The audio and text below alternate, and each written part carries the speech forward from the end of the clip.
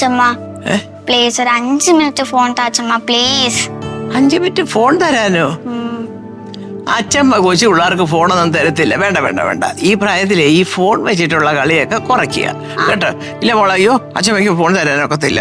അതല്ല അച്ഛമ്മ, ഞാൻ 5 മിനിറ്റ് ഒരു മ്യൂസിക്കൽ ആൽബം അത് കണ്ടിട്ട് തരാം. എന്റെ കുഞ്ഞെ 5 മിനിറ്റ് ആയാലും 1.5 മിനിറ്റ് ആയാലും ശരി, ഈ ഫോൺ തരാൻ പറ്റത്തില്ല. ഒന്നാമത് നിന്റെ അമ്മ എന്റെ അടുത്ത് പറഞ്ഞിട്ടുണ്ട് മേലാൽ ഈ ഫോൺ മോക്ക് തരരുതെന്ന്. ഇനിയിപ്പോ അവിടെ വായിരിക്കുന്നവളെ ഞാൻ കേൾക്കേണ്ടി വരും ഇത് കണ്ടാല്. ചുമ്മാ ഇരി എന്റെ പൊന്നു മക്കളെ. അല്ല അച്ഛമ്മ, ഞാൻ ഒരു 5 മിനിറ്റ് കഴിഞ്ഞിട്ട് ഇപ്പൊ തരാം പ്ലീസ്. മോളെ ഞാൻ പറഞ്ഞേക്ക്, നീ വേറെ എന്തെങ്കിലും സംഭവം ഉണ്ടെങ്കിൽ എടുത്തു വെച്ച് കളിക്കുകയോ വായിക്കുകയോ ഒക്കെ ചെയ്. ഈ ഫോൺ വെച്ചിട്ടുള്ള പരിപാടി അങ്ങ് വേണ്ടെന്ന് വെയ് കേട്ടോ. ഇവിടെ ആരടുത്തും ഇതാണ് ചോദിക്കാൻ പറ്റാത്ത. എന്തേലും പറഞ്ഞാ പറയും, എന്തേലും എടുത്തു വെച്ച് പഠിക്ക് അല്ലെങ്കിൽ കളിക്ക്. അങ്ങനെ ആ കൊച്ചു കുഞ്ഞുങ്ങൾ ചെയ്യണ്ടേ. അല്ലാതെ ഈ കൊച്ചു പ്രായത്തിൽ എന്തിനാ ഈ ഫോൺ വെച്ച് കളിക്കുന്നത്? പുസ്തകം വായിക്കാം, അല്ലെങ്കിൽ മോക്ക് പടം വരയ്ക്കാം, അല്ലെ പഠിക്കുന്ന പുസ്തകം വായിക്കാം, എന്തെല്ലാം ചെയ്യാം. അമ്മ വഴക്ക് പറയുമെന്ന് എന്നെ കൂടെ വഴക്ക് പറയാൻ അച്ഛമ്മ വഴക്ക് കേൾക്കണോ വെറുതെ? എന്നാ പിന്നെ നമുക്കൊരു കളി കളിക്കാം. അച്ഛമ്മതോ അങ്ങോട്ട് നോക്കിക്കേ. ഫോൺ കൊണ്ടുപോരുത്, തട്ടിപ്പറിച്ചോട്ടോ. എന്നെ വഴക്ക് പറയാം. ഇനി കൊണ്ടുപോകാൻ കുഞ്ഞ് നോക്ക് മോളെ, എന്റെ ഫോൺ തട്ടിപ്പറിച്ചോണ്ട് അവള് പോകുന്നു.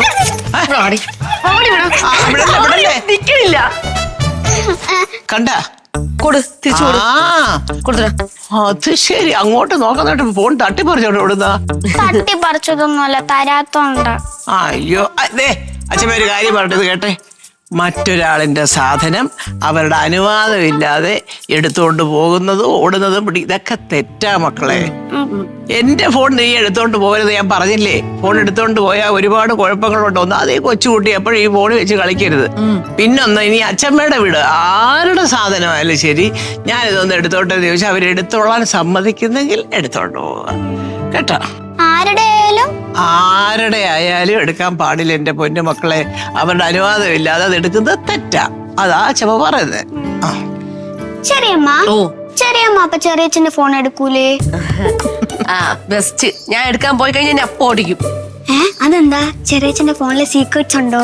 അയ്യോ, ഇവിടെ ആള് കൊള്ളാമല്ലോ. എന്തെല്ലാം അറിയണം എന്റെ പൊന്നു മോളെ നിനക്ക്. അതേ ഇവിടെ നോക്കിക്കേ, അത് സീക്രട്ട് ഉള്ളത് കൊണ്ടോ ഇല്ലാത്തതുകൊണ്ടോ ഒന്നും അല്ല മക്കളെ. അതാ അതിന്റെ മര്യാദ കേട്ടോ. അതെ, ചെറിയമ്മയും ചെറിയച്ഛനും തമ്മിൽ സീക്രട്ട് ഒന്നുമില്ല കേട്ടോ കൊച്ചു കള്ളി. ഇനിയിപ്പൊ ഞാൻ പോയി വല്ല സ്റ്റോറി ബുക്ക് വായിക്കാം, അല്ലെങ്കിൽ വേണ്ട പടം വരയ്ക്കാം, അല്ലെങ്കിൽ ഒന്നും വേണ്ട ചുമ്മാ ഇരിക്കാം. അതെ, അച്ഛമ്മ ഈ ഫോൺ തരാം. വെറുതെ വഴക്ക് കേൾപ്പിക്കാതെ കൊണ്ടുപോവുക. എന്താണ്ടോ കേൾക്കണോന്നോ കാണണോന്നൊക്കെ പറഞ്ഞില്ല. Musical album. എന്റെ പൊന്നുമക്കളെ, അച്ഛമ്മയെ കൂടെ വെറുതെ വഴക്ക് കേൾപ്പിക്കല്ലേ കേട്ടോ.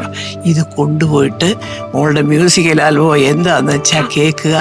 10 മിനിറ്റ് ഉണ്ട് ആരും അറിയാതെ ഈ ഫോൺ എനിക്ക് തിരിച്ചു കൊണ്ട് തരണം. തരുമല്ലോ?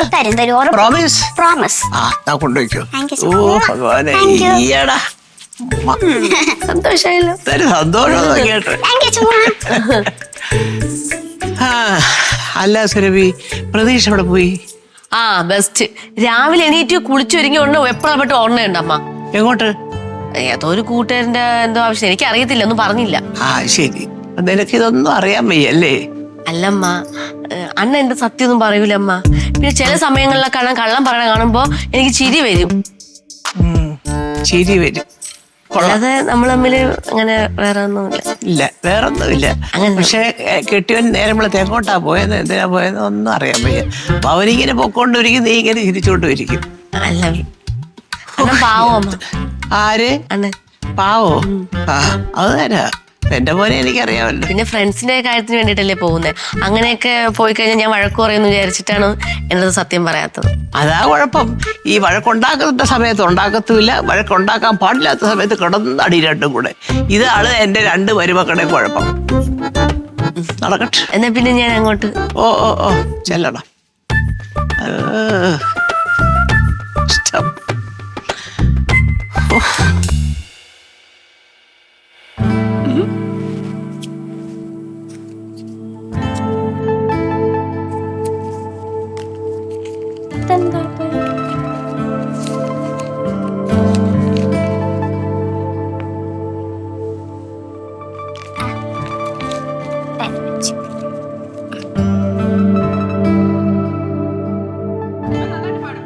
റീലുകൾ ഓരോന്ന് ഉണ്ടാക്കി വിടുന്നത്.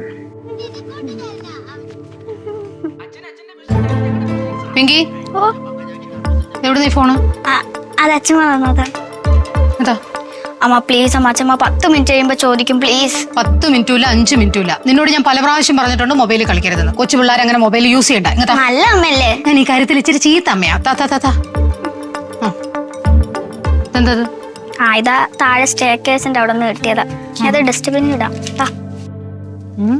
പണയ രസീതാ? ആര് വെച്ചത്?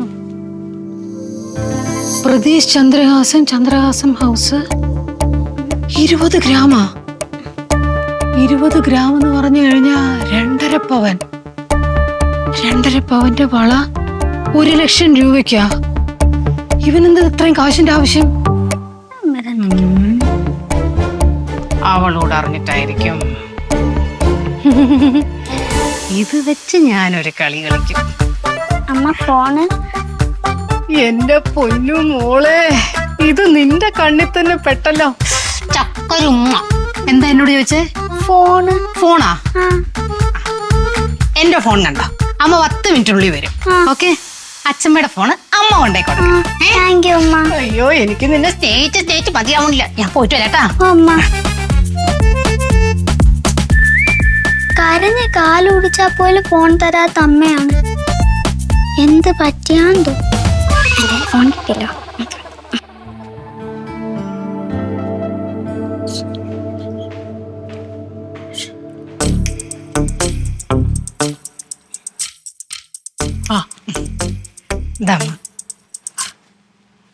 പിങ്കി മോൾക്ക് അധികം അങ്ങനെ ഫോൺ കൊടുക്കല്ലേ അമ്മ. എന്റെ പൊന്നു മോളെ, ഞാൻ കൊടുത്തതല്ല. അവൾ ആദ്യം തട്ടിപ്പറിച്ചുകൊണ്ടോടി. അപ്പൊ ഞാനത് ചൂടായി. അപ്പൊ അവൾക്ക് സങ്കടം വന്നു. അന്നേരം ഞാൻ പറഞ്ഞു ശരി, ഒരു 10 മിനിറ്റ് തരാം, വേഗം തിരിച്ചു ചൂണ്ടി തരണോന്ന് പറഞ്ഞൊന്ന് കൊടുത്തതാ. അവിടെ സങ്കടം കണ്ടോണ്ട് കൊടുത്തതാ. സാരല്ല, 10 മിനിറ്റ് ഒക്കെ കാണുന്നോണ്ട് കുഴപ്പമില്ല. അതെ, കുറച്ചൊക്കെ കണ്ടോട്ടെ. കാരണം വേറൊന്നും കൊണ്ടല്ല, ഒരുപാടങ്ങ് കൊടുക്കാതിരുന്നാ മതി. അതെ അതെ.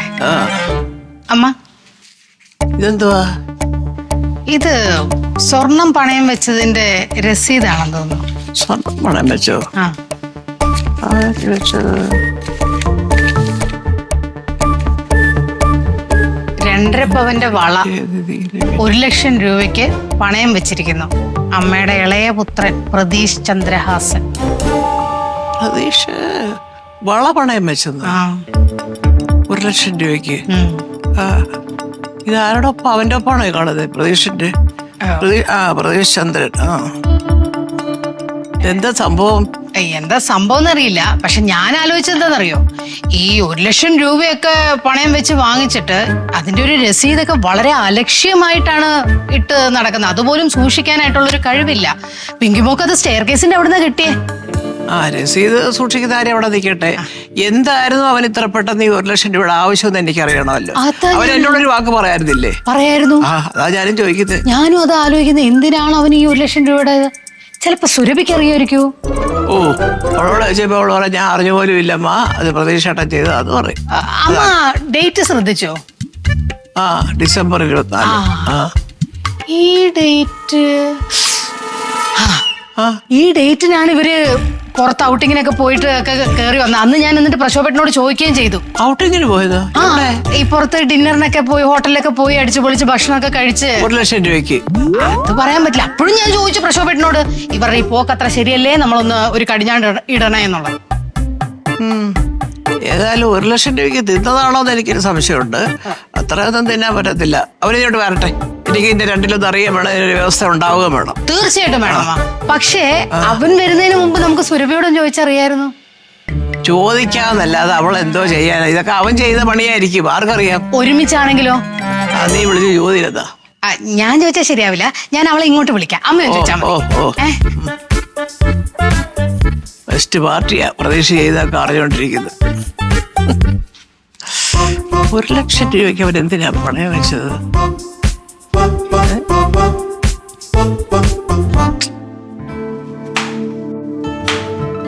എന്തൊന്ന് കയറ്ററിയുന്നേ? കേരറ്റ് തോര ഉണ്ടാക്കണം. ഇങ്ങനെ തിന്നോണ്ട് അരിയണമെന്നുണ്ടെങ്കിൽ കയറ്റ് തോര ഉണ്ടാക്കാൻ കയറ്റ് കാണൂല. പിന്നെ ഞാൻ ഇന്നൊരു മീൻ വിഭവം, അതായത് സ്പെഷ്യൽ മീൻ വിഭവം ഉണ്ടാക്കി വെച്ചിട്ടുണ്ട്. ഇനി അത് കഴിച്ചിട്ട് നാളെ വേണം മറ്റന്നാൾ വേണം അതൊന്നും എൻ്റെ അടുത്ത് പറഞ്ഞേക്കരുത്. മീനും വിഭവോ? ഓ ഇതുപോലെ കൊതിപ്പിച്ചിട്ട് ലാസ്റ്റ് ആ മീനിനെ കരിച്ചു പിടിച്ച് കൊണ്ടുവച്ചു തരും. ശിശ ഇത് അങ്ങനെയല്ല. എന്റെ ഈ പാചകത്തിനെ കുറിച്ച് കൂടുതൽ കിടന്ന് കളിയാക്കരുത്. വേറെ കാര്യം പറഞ്ഞുതരാം. ഇത് സംഭവം എന്ന് പറഞ്ഞു കഴിഞ്ഞാൽ മീൻ വറുത്തതാണോ? അല്ല.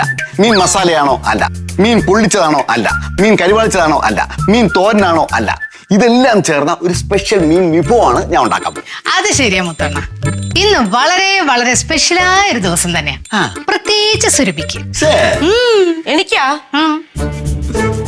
മനസ്സമ്മതത്തോടുകൂടി മുത്തോട് തന്നെ സംസാരിക്കുന്ന വിചാരിച്ചിട്ടാണ് ഞാൻ ഇങ്ങോട്ട് പറഞ്ഞത്. ഇവിടെ അലിമുണ്ടാക്കാൻ വേണ്ടി വന്നോളൂ രാവിലെ തന്നെ. ചൂടാവല്ലേ മോളെ, ഞാൻ അങ്ങനെ ഒന്നും ഉദ്ദേശിച്ചിട്ടല്ല പറഞ്ഞേ. സുരഭി അമ്മ വിളിക്കണു, വേഞ്ചല്ലേ. എന്തെങ്കിലും എരിവും പുളിയും ചേർത്ത് അമ്മടുത്ത് പറഞ്ഞു കൊടുത്തായിരിക്കും. ഒരു പാടാണെന്ന്. ഞാനായിട്ട് ഒരു എരിവും പുളിയും ചേർക്കേണ്ടി വന്നിട്ടില്ല. അതെല്ലാം അതിൻ്റെതായ പാകത്തിന് സ്വയമേ ചേർന്നിരിക്കുന്നുണ്ട്. ചൂടോടെ ചെന്ന അമ്മയുടെ കയ്യിൽ നിന്ന് വാങ്ങിക്കാം. തന്നെ എന്നെ കൂടെ പേടിപ്പിക്കാനൊന്നും നോക്കണ്ട കേട്ടാ, ഞാൻ അങ്ങനെ വീഴത്തില്ല. കുഞ്ഞെ, ഇന്നത്തെ സംഭവം എന്തോന്നാണ്? പൊട്ടാസാണോ പടക്കാണോ? ബോംബ്. അതിന്റെ കാര്യം എന്തോന്നു? സുരഭയും പ്രതീക്ഷയും കൂടെ 2.5 പവന്റെ വള 1 ലക്ഷം രൂപയ്ക്ക് പണയം വെച്ചിരിക്കുന്നത്. 1 ലക്ഷം രൂപയ്ക്കാ? എന്തിനാ ഈ 1 ലക്ഷം രൂപ ഇപ്പൊ ഇവർക്ക്? അതല്ലേ ഞാനും ആലോചിക്കുന്നത്. ഇവർക്ക് എന്തിന്റെ ആവശ്യത്തിനാ? അതെങ്ങനെയാ മുത്തോണ്ണ, സ്വന്തമായിട്ട് അധ്വാനിച്ച് വാങ്ങിക്കുന്ന കാശിനാണെന്നുണ്ടെങ്കിൽ ഇപ്പൊ ഈ ചോദിച്ച ചോദ്യത്തിന് പ്രസക്തിയുണ്ട്.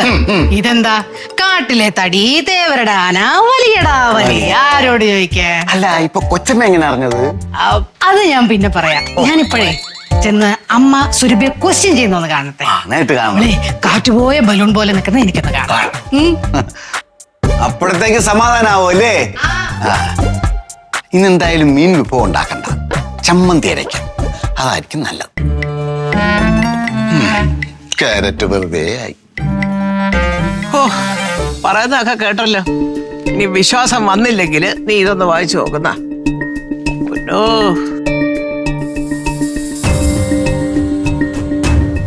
അമ്മ, എനിക്കൊന്നും മനസ്സിലാവുന്നില്ല. എനിക്ക് അറിഞ്ഞൂടമ്മ. എന്റെ പൊന്നു സുരഭി, നിന്റെ വളയല്ലേ? നീ ഒന്നും അറിയൂടാന്ന് പറഞ്ഞ എങ്ങനെയാ? നിന്റെ വള എങ്ങനെയാ നീ അറിയാതെ അവൻ കൊണ്ടുപോയി പണയം വെക്കുന്നത്?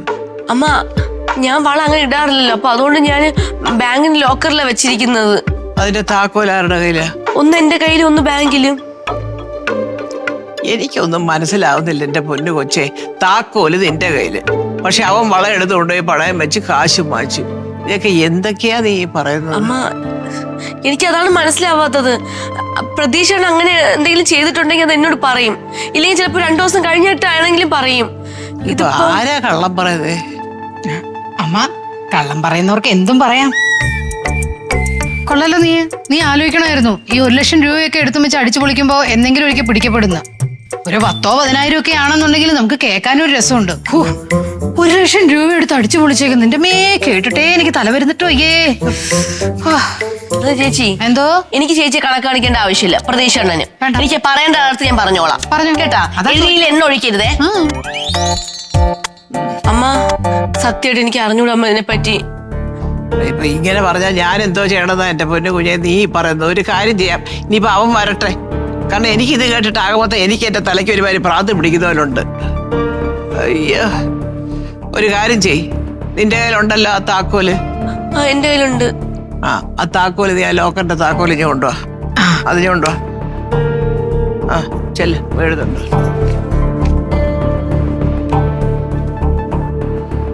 അത് നല്ല കാര്യമാണ്.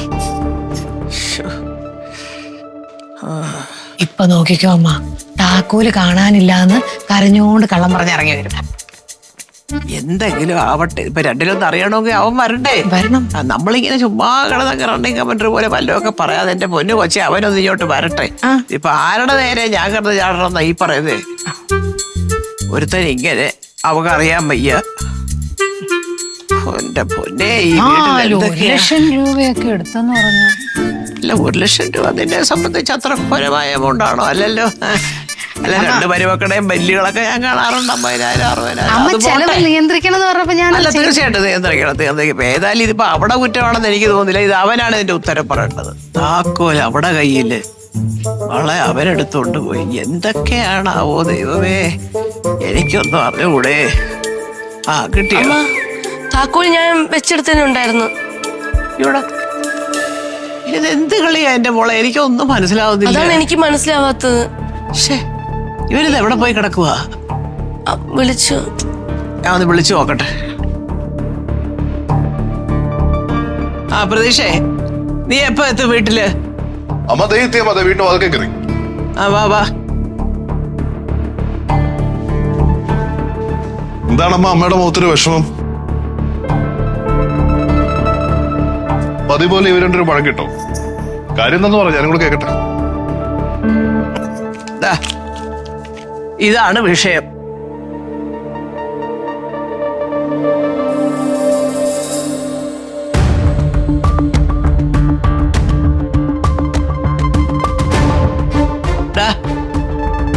നീ സുരഭിയുടെ വളയെടുത്ത് അവൾ അറിയാതെ കൊണ്ടുപോയി പണയം വെച്ചോ?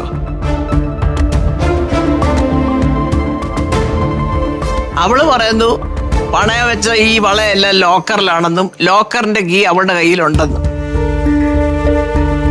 പിന്നെ അവൾ അറിയാതെ എങ്ങനെ നീ ഈ വളയെടുത്ത് പണയം വെച്ചു? എന്റെ പൊന്നു കുഞ്ഞെ, ഇങ്ങനെ ഓരോന്നോരോന്ന് ലോക്കറിൽ നിന്ന് എടുത്തോണ്ടിരുന്നാലേ പിന്നെ അതിനകത്ത് എന്തുകൊണ്ട് ബാക്കി? ഇനിയും വല്ലതും ബാക്കി ഇരിപ്പുണ്ടോ? എനിക്കൊന്നും കേക്കണ്ട. സുരഭി, ഞാൻ പറയുന്നൊന്ന് കേക്ക്. അമ്മ, ഞാൻ ഈ പറയുന്ന കാര്യങ്ങൾ നിങ്ങൾക്ക് കേട്ട് കഴിഞ്ഞാൽ കള്ളത്തരമായിട്ട് ഫീൽ ചെയ്യത്തുള്ളൂ. അമ്മയ്ക്കറിയാം, എൻ്റെ ഒരു ഫ്രണ്ട് ജിബിൻ കോളേജിൽ പഠിച്ച. ജിബിന്റെ അമ്മ ഇവിടെ ഒരു പ്രൈവറ്റ് ഹോസ്പിറ്റലില് കുറച്ച് നാളായിട്ട് ട്രീറ്റ്മെന്റിലായിരുന്നു.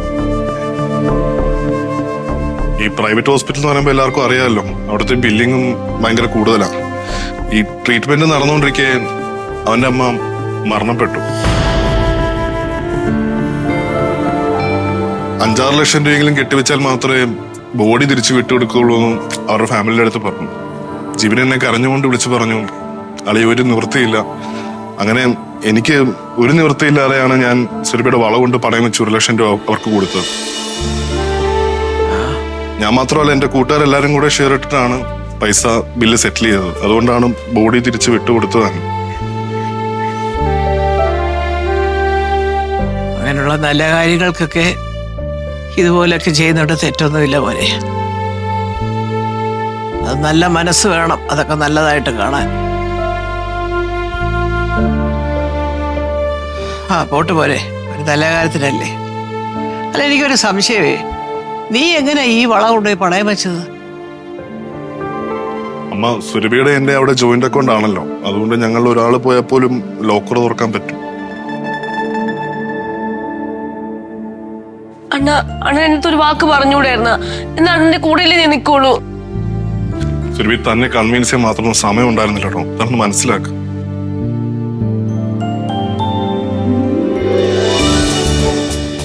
സുരഭി, ഇതാ തന്റെ വള.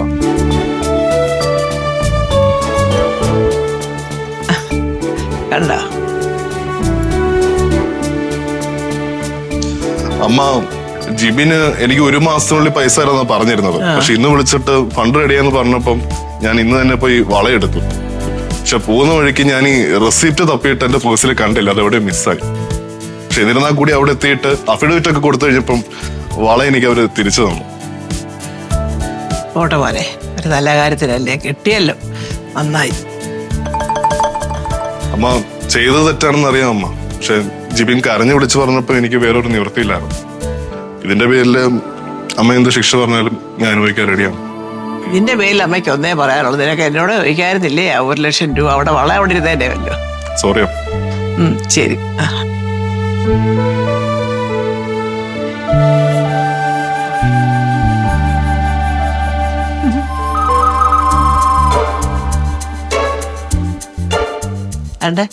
കണ്ടല്ലോ പാവം എന്റെ മോന്.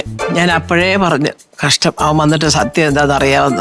അയ്യോ, അമ്മ കുറച്ചു മുമ്പ് ഇങ്ങനെയൊന്നുമല്ലല്ലോ എന്നോട് സംസാരിച്ചത്. പിന്നെ ലക്ഷ്മി ചേച്ചി പറഞ്ഞു അമ്മേന്റെ തലയിൽ ബോംബിടാൻ വേണ്ടി ഇരിക്കുകയാണെന്ന്. ആണോ? എന്നാൽ ലക്ഷ്മി ചേച്ചിയുടെ കൈ ബോംബ് കാണുമായിരിക്കും. എന്റെ തൽക്കാലം ഒരെണ്ണം എടുക്കാനില്ല, മനസ്സിലായോ? എന്റെ കുഞ്ഞിനെ വിഷമിപ്പിച്ച് മുകളിലോട്ട് വിട്ടത് പോരെ, പാവം ചെല്ലടി അങ്ങോട്ട്, പാവം പോൻ. അവസാനം ഇങ്ങനെ വരുമെന്ന് എനിക്ക് നന്നായിട്ട് അറിയാം. ആഹാ, അവര് നല്ല കാര്യമാണ് ചെയ്തത്. പിന്നെ നല്ല കാര്യം തന്നെ. അടിച്ച് വീട്ടിൽ കൊണ്ടുപോയതല്ലോ. പാവം പോൻ.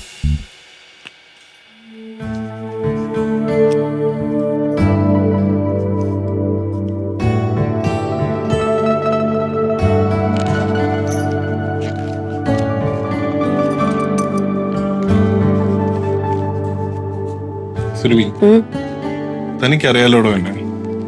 അപ്പോഴത്തെ ആ ഒരു സിറ്റുവേഷനിൽ ഞാൻ എല്ലാവരെയും കൺവിൻസ് ചെയ്ത് നിന്ന് കഴിഞ്ഞാൽ അവർക്ക് ആർക്കും ആ സീരിയസ്നെസ് മനസ്സിലായെന്ന് വരില്ല. തനിക്ക് തോന്നുന്നുണ്ടോ തന്നിൽ നിന്ന് ഞാൻ എന്തെങ്കിലും മറച്ചു വെച്ചിട്ട് എന്തെങ്കിലും ചെയ്യുമെന്ന്? വള ഞാൻ എടുത്ത പോലെ തിരിച്ചു വെച്ചിട്ട് ഞാൻ തൻ്റെ അടുത്ത് പറയാവുന്നതായിരുന്നു. പക്ഷേ ഒന്നും പറയണ്ട, എനിക്കറിയാം എന്റെ പ്രതീക്ഷ.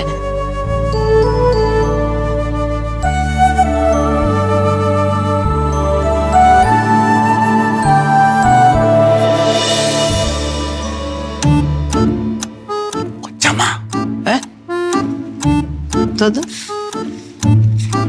എന്താ പാടാ?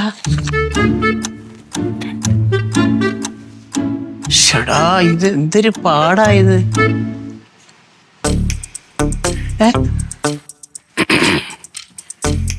ഞാൻ ഒരു രഹസ്യം പറയാനാണ് വന്നത്. രഹസ്യം പറയാൻ? പറ. നമ്മളെ പ്രതീക്ഷ ആ. സുരഭിയുടെ സ്വർണ്ണം എടുത്ത് 1 ലക്ഷം രൂപയ്ക്ക് പണയം വെച്ചേക്കുന്നു. അയ്യോ, 1 ലക്ഷം രൂപയ്ക്ക് പണയം വെച്ചു? അതെ കൊച്ചമ്മ. എപ്പോ? അതെപ്പോഴെന്ന് അറിഞ്ഞൂടാ. ലക്ഷ്മി കുഞ്ഞ് പറഞ്ഞതനുസരിച്ച് ഇവിടെ ഒരു ബോംബ് എന്തായാലും പൊട്ടും. ആണോ? അപ്പൊ നമ്മൾ എന്തോ ചെയ്യും മുത്തു? അതാണ് കൊച്ചമ്മ ഞാൻ ആലോചിക്കുന്നത്. ആലോചിച്ചിട്ട് ഒരു സമാധാനവും ഇല്ല. അത് ആ ഭാഗത്തെ കാണപ്പെടുന്നെങ്കിൽ ആദ്യം നിന്റെ കാര്യം അധോ ഗതി. അതെ. പക്ഷേ നനഞ്ഞാ പിന്നെ ബോംബ് പൊട്ടൂല, അതാണ് ഒരു കുഴപ്പം. ഇനി ബോംബ് പൊട്ടും കൊച്ചമ്മ. നനഞ്ഞ പടക്കം പോലെടാ, വെള്ളം കൂടുതൽ വീണങ്ങ് നനഞ്ഞ് കുഴഞ്ഞാലേ പൊട്ടത്തില്ല ചിലപ്പോ. എഴുന്നേറ്റ് പോയി വല്ല തിന്നാനുണ്ടോ നോക്കണം. പുതിയ ഏഷണയും കൊണ്ട് വന്നിരിക്കുന്നു. ഇതൊക്കെ പൊട്ടി കഴിഞ്ഞിട്ട് ചീറ്റ് മണിക്കൂറുകൾ കഴിഞ്ഞു. എപ്പ അല്ല, ഞാൻ സമയം മുഹൂർത്തമൊക്കെ കുറിച്ച് തരാം. ലക്ഷ്മി കുഞ്ഞ് പറഞ്ഞു ഇതൊക്കെ കഴിഞ്ഞിട്ട് നേരം കുറെ ആയി കേട്ടോ. ആ കിണി ലക്ഷ്മി കുഞ്ഞിനെ 2 ബോംബ് വാങ്ങിച്ച് വെച്ചോ നീയും കൂടെ കേട്ടോ. ആവശ്യമുള്ളപ്പോ പൊട്ടിക്കാൻ നിനക്ക് പേപ്പറിഞ്ഞാ മതി. പുതിയ ഏഷണയും കൊണ്ട് വന്നിരിക്കുന്നു. ഫ്ലവേഴ്സ് ടിവിയുടെ സ്മാർട്ട് ഷോയിൽ പങ്കെടുക്കാൻ നിങ്ങളെ ക്ഷണിക്കുന്നു. ഉടൻ തന്നെ ഈ നമ്പറിലേക്ക് വിളിക്കുക. 7593829838. ഫ്ലവേഴ്സ് സ്മാർട്ട് ഷോ ഉടൻ വരുന്നു ഫ്ലവേഴ്സ്.